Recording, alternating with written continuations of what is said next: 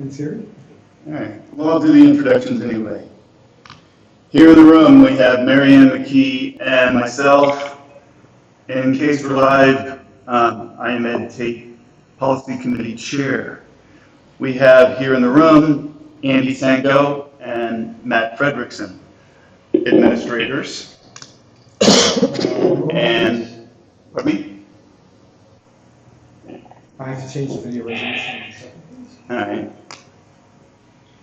Well, video doesn't matter for me to continue with the introductions. On the phone, we have from the board, Mike Thorwart and Ed Solomon. And from the administration, we have, see if I can get everybody, Dr. Fraser, Dr. Elliott, we have Christine Taylor, and we have Susan O'Grady. That's everybody? Yes. Good. Yep. Yeah. Yeah. Can we, I apologize, we're gonna have to stop and then start back up again so I can change the settings. That's fine. So if we could just take a 2-minute pause, please? Are we streaming again? We'll just restart the policy committee meeting. It's Monday, August 5, 2019. This is Council Rock School District Board of School Directors Policy Committee, regular monthly meeting, And we're not live, I'm sorry. and we're not live.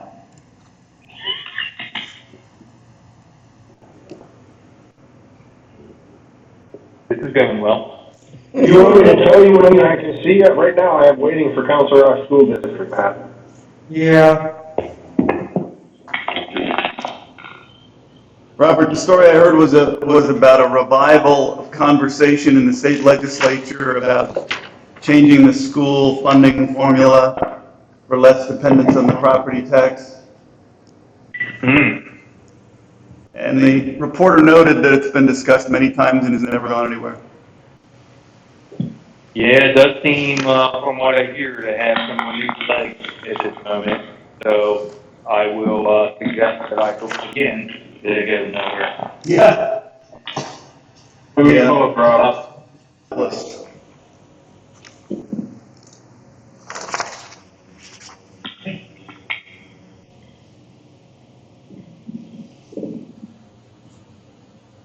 great.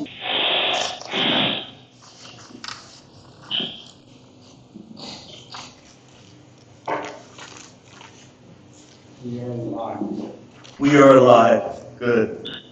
It's August 5, 2019. This is the regular monthly meeting of the Council Rock School District Board of School Directors Policy Committee.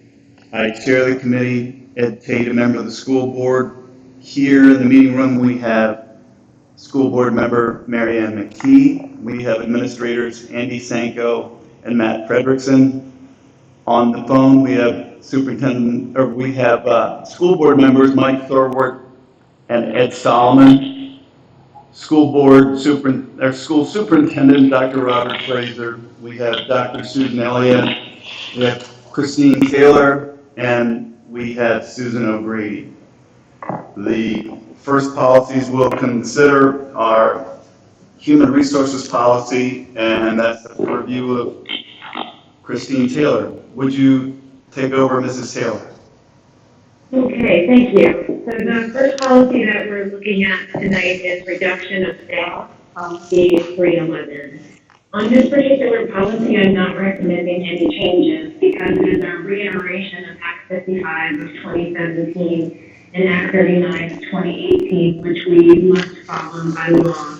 I did check all of our neighboring school districts and they have also left it unchanged.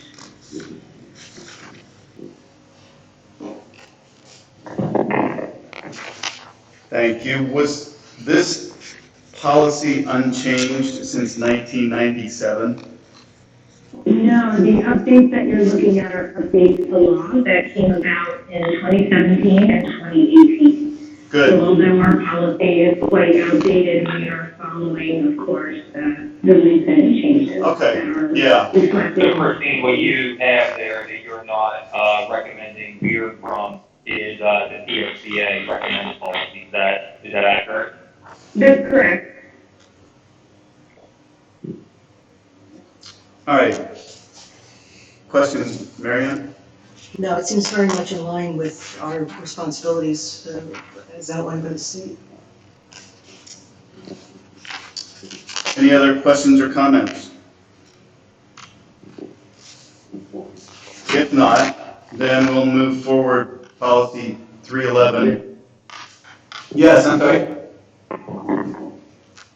If not, we'll move 311 forward for consideration by the full board with our recommendation for approval. Next is 818, contracted services personnel, Mrs. Taylor. Can I just interrupt 1 second? For anyone who might be viewing this, you can see what's on the screen, but it may not be filling up your entire picture. It is a video resolution issue. You cannot troubleshoot video resolution while we're live. I will fix it for the next meeting. And the policies are on the website, correct? Yes. So there's your alternative would be to go to the website. Thanks, Matt. 818, Mrs. Taylor.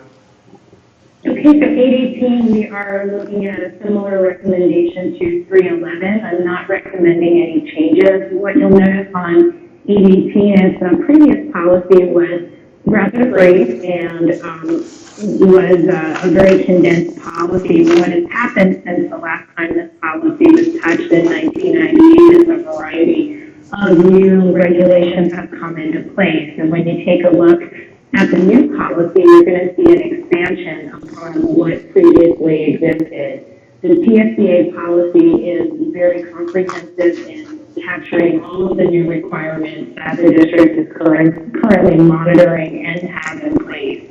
That includes drug and alcohol testing for all drivers, mandatory child abuse training, arrest and conviction forms submitted within 72 hours of any arrest. The 3 required clearances, the child abuse, the criminal record check, the FBI clearance, as well as the tuberculosis test. These are all things that we collect and maintain in partnership with our contracted services. And this policy doesn't require any changes. It is, like I said, a very, very good comprehensive view of what we are currently doing and what we have in place.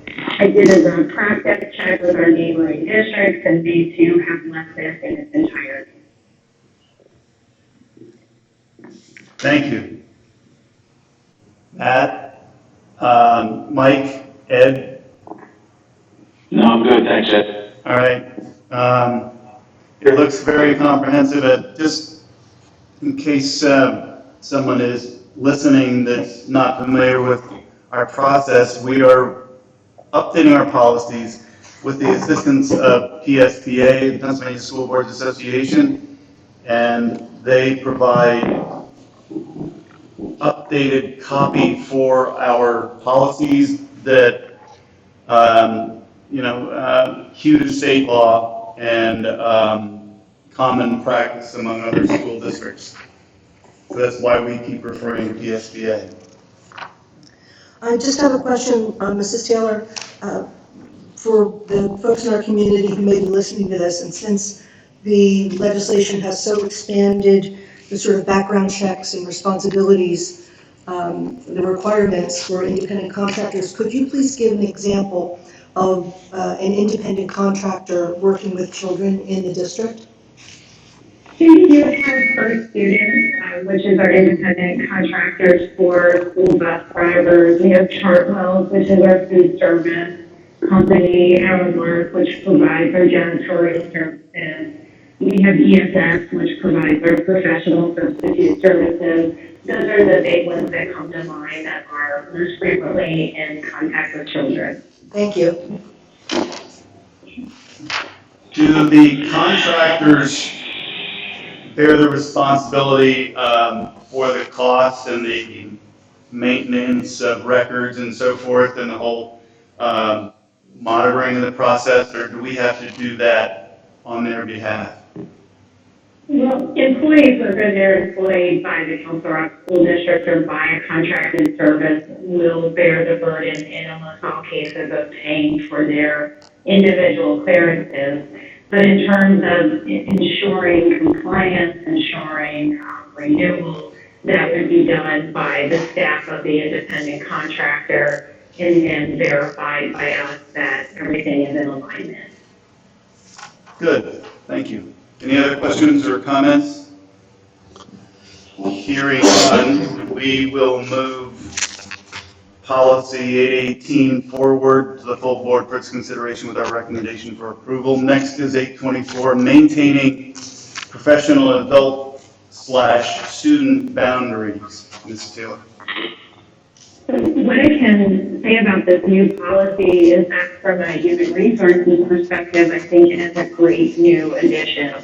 It is going to be such a great resource to us because often as we are training staff or we're bringing on new employees, when we're working with student teachers, we borrow from other policies like 815, acceptable use or harassment, and we cobble together these types of guidelines that are encapsulated so beautifully in this one policy.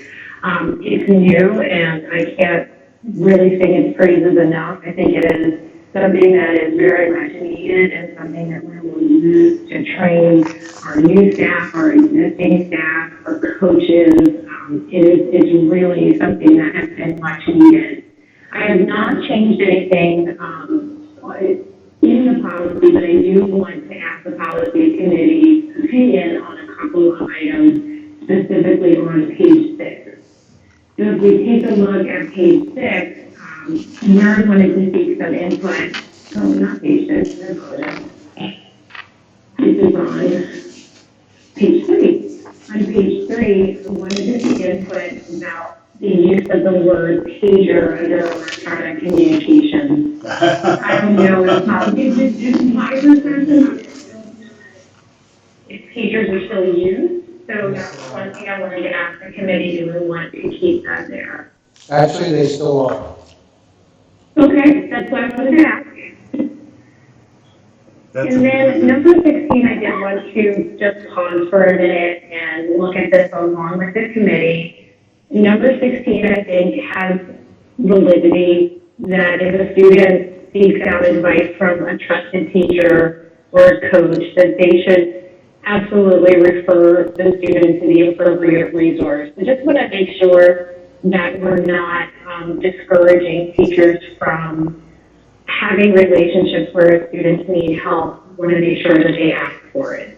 So I just wanted to pause around 16 and make sure that that language isn't going to cause hesitancy for people to help students when they need it. I'm going to read it out loud. For adults who are not guidance or counseling staff, psychologists, social workers, or other adults with designated responsibilities to counsel students, encouraging students to confide their personal or family policies and or relationships. The first time I read that, and the second time I read it, it seems like an incomplete sentence.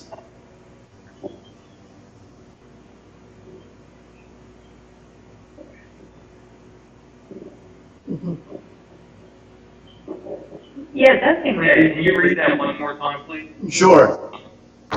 For adults who are not guidance/counseling staff, psychologists, social workers, or other adults with designated responsibilities to counsel students, encouraging students to confide their personal or family problems and or relationships.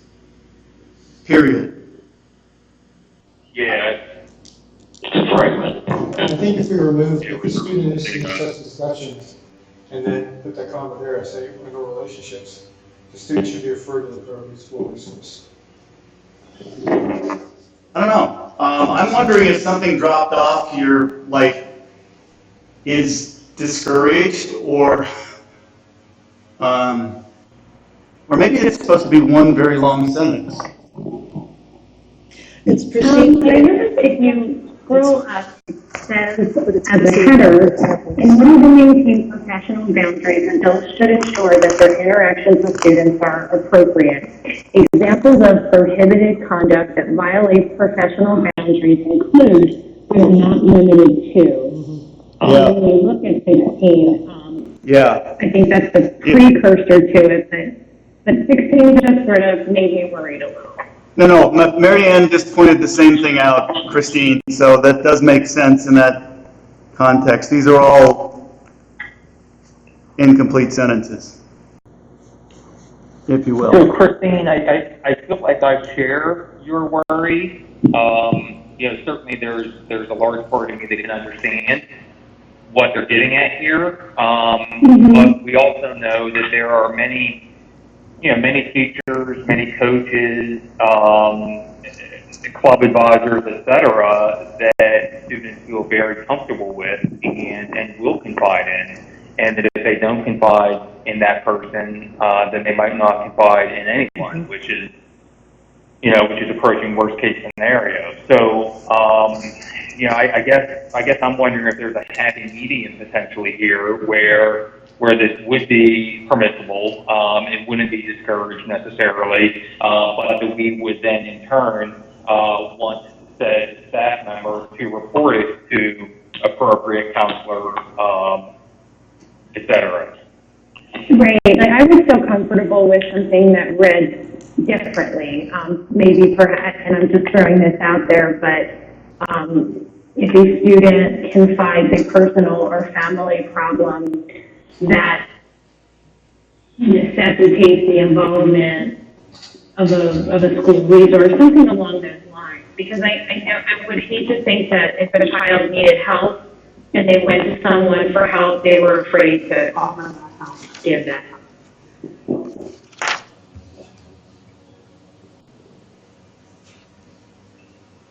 Agreed, Christine. It's a good suggestion.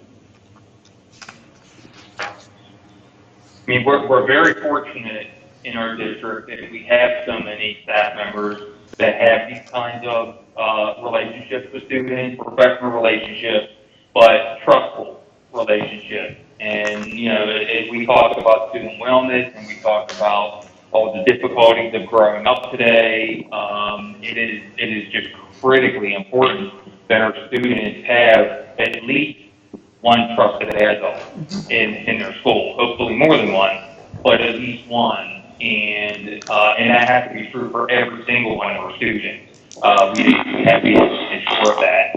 And for that trusted adult to not feel comfortable because of this policy to be there for a student should, have unintended consequences that it could be quite negative. That's a really good point. I would suggest that perhaps it could go up at the top of page 2 under guidelines.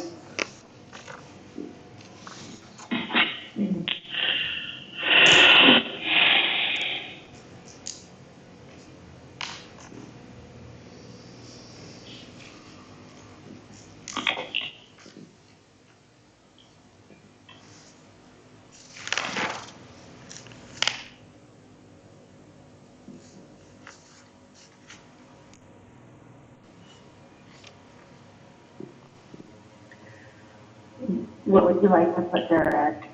I like the language you suggested to start, Christine. So something along the lines of, and I could try to wordsmith it a bit, but if a staff member, if a student confides personal or, I want to try to, the essence that I want to capture is that if when appropriate, the staff member should seek help from school resources. If I can jump in here, Sue. I think, Christine, I'm following your logic and your train of thought, and I think what you're trying to, because this whole list is about what's prohibited. So isn't number 6 basically saying that unless you're a guidance counselor, a psychologist, or someone who has the responsibility of counseling students, you should not be providing that type of service to students because you're not certified to do so. So it's not really saying that you shouldn't listen but it's prohibited, I think, my interpretation of 16 is that it's prohibited for you for an adult who doesn't have those certifications or that skill set to deal with a student's personal or family problem or relationship and not refer them to the appropriate resource.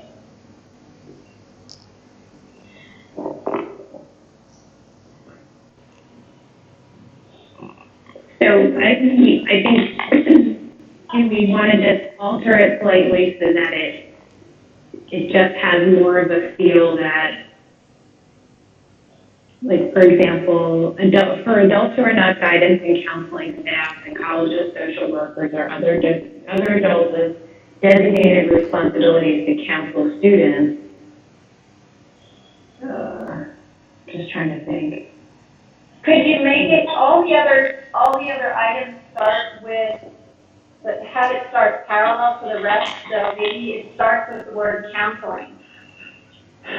Counseling students on personal or family problems and or relationships without having the appropriate certification.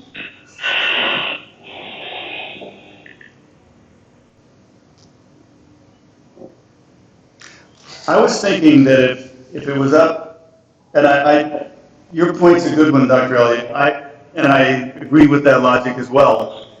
If it was up under guidelines and it was phrased as in, it is appropriate for teachers and other staff, well, let's take it offline. Why don't we table this policy, work on that addition, and we could either put it as a bullet point under social interactions, or we could put it up under guidelines. It doesn't matter to me personally where it goes, but it'll take a little bit of time to get this thing right. So I suggest tabling this policy. Does anybody object? No. Good. Thanks. Okay, thank you. I will work on that now along with the cabinet team and bring it back with some language that captures both points because I think they're both important. Agreed. Okay. Next on the list is 912, relations with educational institutions. I saw 912 and 912 is actually not in my wheelhouse. So I wasn't sure if it just maybe was assigned to me mistakenly. It looks okay to me, but I don't know that necessarily I'm the right person for this one. Christina, I apologize for that. When I saw the policy, I thought it meant like Holy Family and all those other institutions that we have relations with. You're right, that should be Dr. Elliott's, I believe. All right, table, please. All right, we'll table 912 and move on to 916, volunteers. Okay, thank you. So under volunteers, this is a new policy as well. And this policy is one that we are actively engaged in many of the things that are outlined and defined. What's really good about the new policy is that the definitions and the terms are consistent with our current practices and the current use. So the way that this policy defines a volunteer and a visitor is consistent with how we do business in Council Rock. It reads in the same way that we operate. It also is in accordance with the procedures that we have in place in terms of how we monitor and how we approve volunteers to work with our students. I did make some changes on page 2 under guidelines. You can see in red the changes that I put forward. We do have administrative regulations and procedures in place. This new policy is very timely because right now the system that we use to maintain our volunteer database called Raptor is undergoing an update, and in the new Raptor update we have increased functionality. So we are actually working as we speak on developing some new online tools for our volunteers. So I'm excited that this policy that we can roll out, along with the work that we're doing in Raptor. So under guidelines, I just tried to make very clear what's needed, what we are required to have before people can begin to volunteer, and those changes you can see reflected right on the policy. The remainder of the policy I left unchanged because, again, it's in accordance with what we're doing now, and I think the language is where we want it. We don't want to get really specific in terms of what database we use or what type of mechanisms we have in place that don't have to be named in the policy, but that would continue to appear in the procedures, which are posted right on our website. Great. And then the last thing that I want to add, I'm sorry, very quickly, is that under acknowledgement, which is the last point of the policy, we are moving into the new Raptor portal where the volunteer will be able to acknowledge and write online that has read this policy. Now, for our existing volunteers, we can do an email blast and share the new policy. But for new volunteers, we're going to be able to get rid of the system. Great. I have a question on page 4. Confidentiality. No volunteer shall be permitted to access confidential student information unless the supervisor has determined that such access is necessary for the volunteer to fulfill his or her responsibilities. I guess I can't imagine what those circumstances might be, where a volunteer who's not a school district employee would be accessing confidential student records. You may need to be aware of the health situation of the student. Stage volunteer, Halloween party, somebody has a physical limitation. It's not records, it's information. Right, it could be an allergy. So it could be orally just sharing information. Got it. Good. Thank you. Other questions? Any intelligent questions? All right. Hearing none, then we will move 916 forward with our recommendation for approval to the full board. 913, non-school organizations, groups, individuals. This one's Ms. O'Grady. So, Mrs. Taylor, you're done for the night, I gather.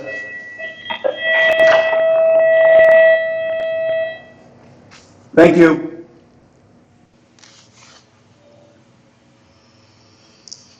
Susan, would you like to take 913? Yeah. Very good. Can everyone hear me? Yes. Very good. Okay, so 913 is non-school organizations, groups, and individuals. This is some revised language to a pre-existing policy here.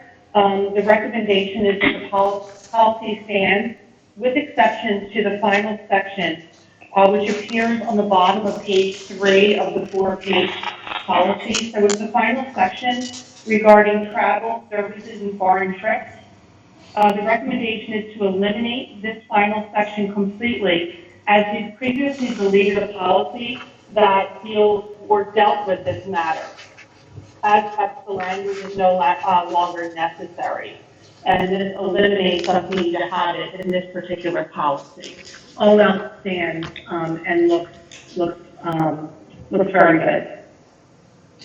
Yeah, so that other policy is, as you'll recall, was the non-school sanctions trip policy that we eliminated a few months ago. I remember that very clearly. Thank you. Remove it?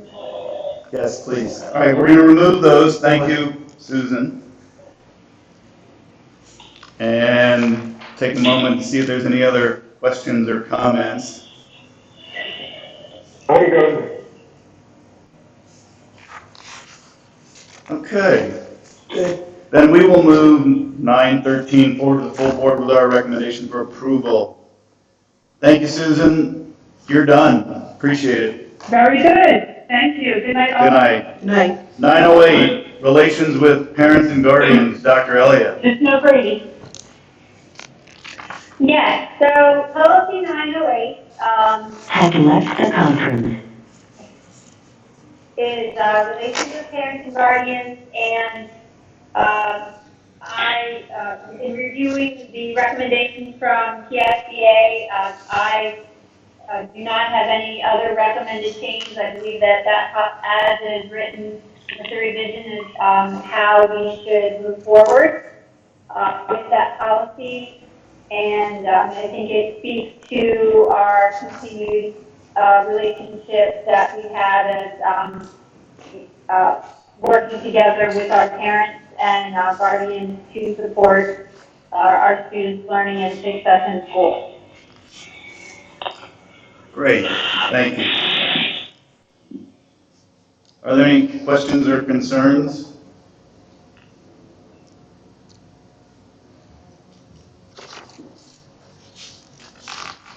Okay, hearing none, we'll move 908 forward to the full board with our recommendation for approval. 914, relations with intermediate unit. Yes, 914, similar to the policy I just discussed with you, 908. After looking at that and reviewing all the connected laws that are linked there in the policy, and it aligns with our relationship with the intermediate units, and I recommend that we move forward with the policy as written and recommended by PSBA as our revision to 914. Thank you. Any questions? And of course, the board reviews and approves programs regularly and funds the programs, so we have plenty of opportunity to exercise oversight otherwise. Exactly. No questions or comments, then we'll move 914 forward to the full board with our recommendation for approval. 917 is parental family involvement. Yeah, so this policy, again, aligns to much of our current practices and what we do as a district. I do have a recommendation that instead of using the word involvement, we use the word engagement so that the policy would read parent/family engagement. This aligns to much of the change in what the federal government has been using with federal programs like Title I, where they've changed the wording of any parent and family involvement to the word engagement. So, and we previously met, I'm not sure what month it was, where we had the Title I parent engagement policy that the board approved probably back in March or April. We changed the wording in that policy from parent-family involvement to parent-family engagement. So I propose that we do the same with this policy, and that's the only recommended change I have beyond what we have recommended from TSBA for this policy. Great, engagement is a very positive, proactive word. Delegation of responsibility, that's changed slightly. Does that change substantially? Superintendent or designee, that's always important, designee. Okay, any questions or comments? No. None. We'll move forward 917 to the full board with our recommendation for approval. Thank you, Dr. Elliott. You're welcome. Thank you. Good night. Good night. Good night. Sue Elliott That's had left the conference. All right. Had left the conference. 805.1, relations with law enforcement agencies. Mr. Sanko, please. Thank you. So as Mr. Tate said, 805.1, relations with law enforcement agencies. We like the recommendations by PSBA, but Before talking further on, I'd just like to get the opinion of the policy committee on the word tobacco underneath the definition section. I'm thinking about the word tobacco, and I may recommend removing that word so that this policy is in alignment then with our board policy 222 on students with tobacco. We actually modified it just before the meeting review. Otherwise, the way it's worded, anyone who showed up on school property carrying tobacco, we'd have to notify police, which is kind of crazy. If you're an Yeah. adult, it didn't differentiate between adult and student. Right. So by removing that, which Andy suggested before the meeting, I thought was great, because now it is in line with 222, which specifically addresses students. Good catch. Very good. And we, of course, enjoy excellent relations with our local law enforcement. Yep. The superintendent meets with the chiefs every month.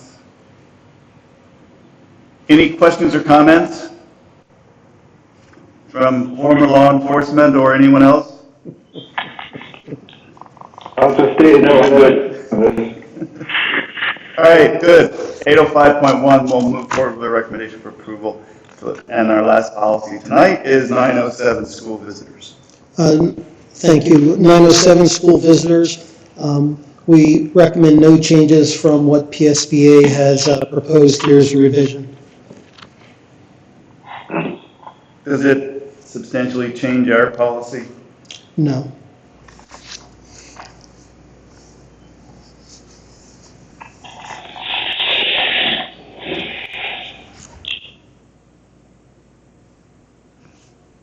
I think what it does do is it gives us a prescribed sequence of things like a more well-defined, one entrance shall be used by visitors after the start of the school day, and that